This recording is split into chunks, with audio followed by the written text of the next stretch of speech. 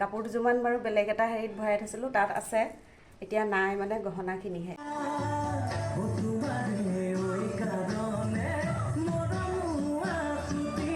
आज सभी को आज के दिन के यहाँ पर उपस्थित होने के लिए पेरेंट्स को स्पेशली पूरे देखिए परिवार में आप लोगों को धन्यवाद। आप लोग हमारे साथ में जुड़े, आप लोग के विशेष रूप से धन्यवाद करता हूँ।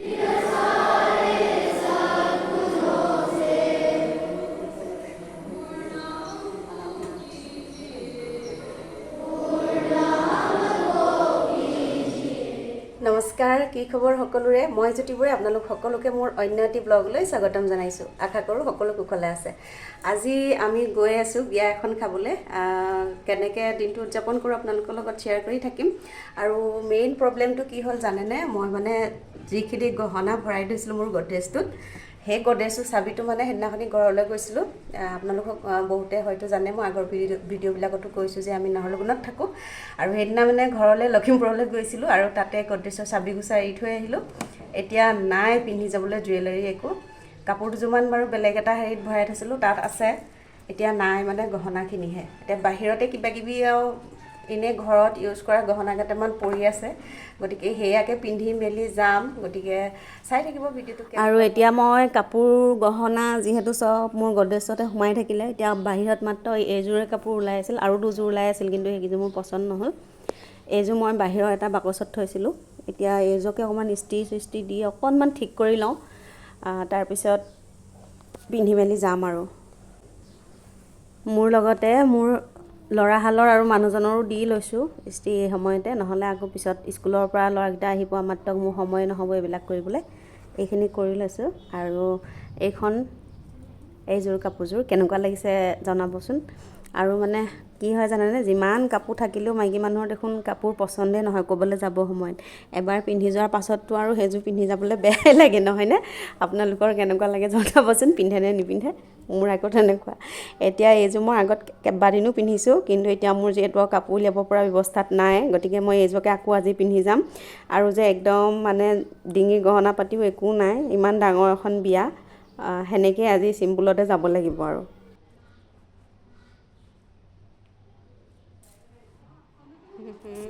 আৰু এইপিনে আমাৰ সৰু ল'ৰা আহি দেখিছেনে বিচনাত কেনেকৈ পৰি আছে। ওলাবলৈ গৈ আছোঁ বিয়ালৈ, ওলোৱা নাই। যিমানে দেৰি হয় ল'ৰা ছোৱালীবিলাকৰ এক্টিংবোৰ অকণ বেছি হয়। এতিয়া কাপোৰ পিন্ধি যা, 3টা বাজিব, পাপা পাবহি এতিয়া। ইমানে তেনেকৈ বিচনাত বাগৰি বাগৰি শুই নাথাকে। উঠা।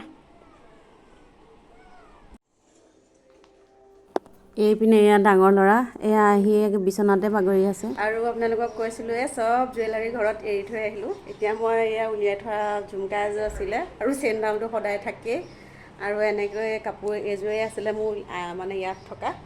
এই কাপোৰযোৰ এনেকৈ পিন্ধি ল'লোঁ, আৰু লাজে ভিজে যাওঁ আৰু এনেকৈ বিয়াখন খাই আহোঁগৈ।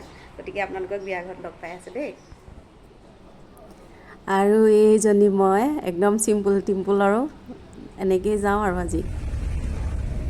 আৰু এয়া আমি গৈ আছোঁ এতিয়া নাহৰলগুণৰ পৰা পহুমৰালৈ, লখিমপুৰৰ পহুমৰা।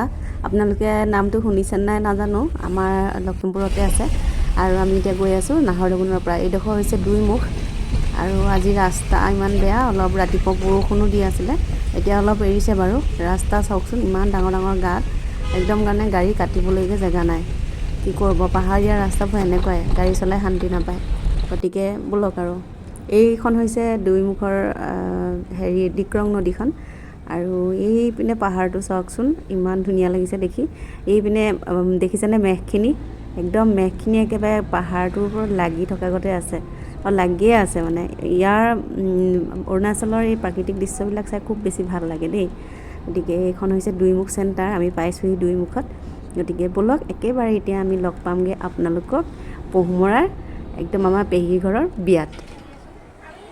আৰু বিয়া ঘৰ পায়ে চিধাই কেমেৰাটো ওলাবলৈ লাজ লাগিলে দেই।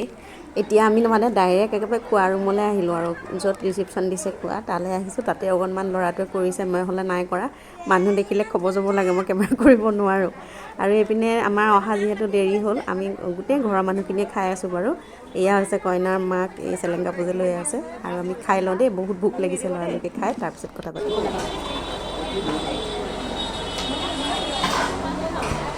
ফিটনেছ হয় দিয়া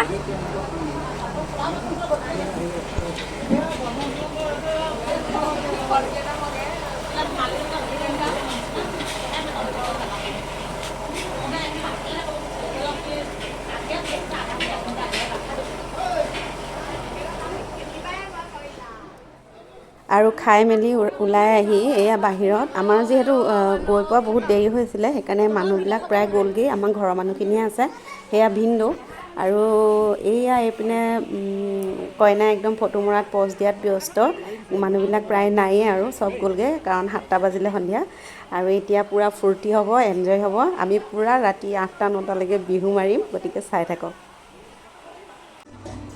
আৰু এইপিনে কইনা প'জ দিয়াত ব্যস্ত ফটো মৰাত আৰু আমি মাৰি আছোঁ বিহু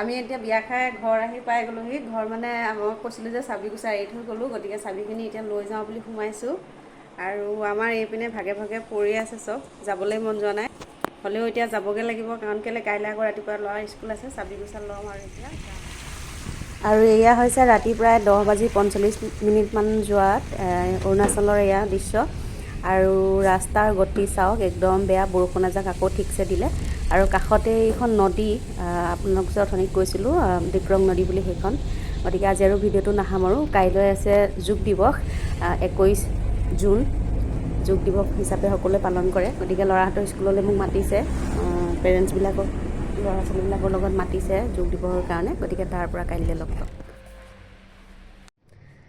গুড মৰ্ণিং সকলোকে আজি এটা সুন্দৰ দিনলৈ আপোনালোকক স্বাগতম জনাইছোঁ আজি সকলোৱে জানে যোগ দিৱস আৰু আজি ল'ৰাহঁতৰ স্কুলত যোগ দিৱস পালন কৰিছে গতিকে ৰাতিপুৱাই গা পা ধুই ওলাই লৈছোঁ এতিয়া 7:45 হৈছে আৰু গৈ ল'ৰাৰ লগত অকণমান যোগ দিৱসৰ বাবে মানে তাৰ লগত অকণমান গৈ চেলিব্ৰেট কৰি দিওঁগৈ আচলতে আমাৰ যোগ দিৱসৰ দিনা আমি সকলো পেৰেণ্টছে ওলাই গৈ এনেদৰে কৰাৰ উপৰিও আমি যদি সদায় নিজৰ স্বাস্থ্যৰ যতন লওঁ তেনেহ'লে নিশ্চয় বহুত ভাল কথা নহয়নে গতিকে ব'লকচোন আজি আমাৰ ল'ৰাহঁতৰ স্কুলতনো কেনেদৰে যোগ দিৱস পালন কৰে তাকে অকণমান দেখুৱাগৈ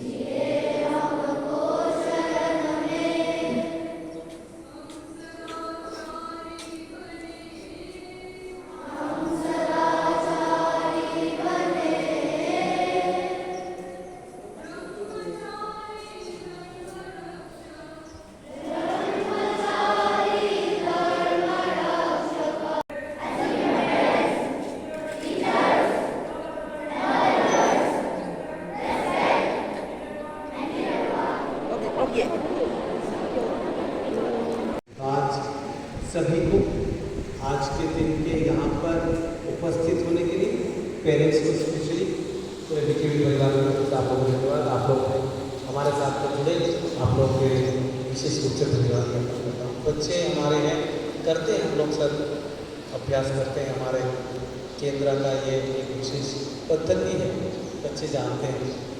संख्या में ज़्यादा है तो हॉल में थोड़ा सा नहीं तो हमको तो प्रयास करते हैं। सभी को धन्यवाद।